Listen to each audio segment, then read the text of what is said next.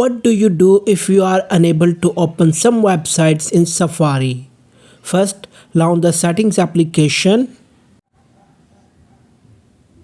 On the Settings, swipe down and tap on Screen Time. Now completely swipe down and tap Content and Privacy Restrictions.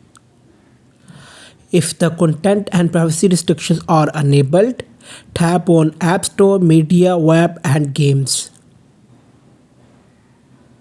Now swipe down and tap Web Content and then select the first option, Unrestricted. Now go back to the first settings menu. Swipe down and tap on Apps. Then tap on Safari. Here you need to clear history and website data.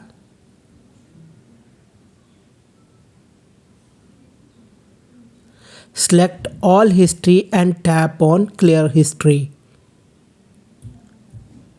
So guys, after doing this, you will now be able to open websites that you are unable to open.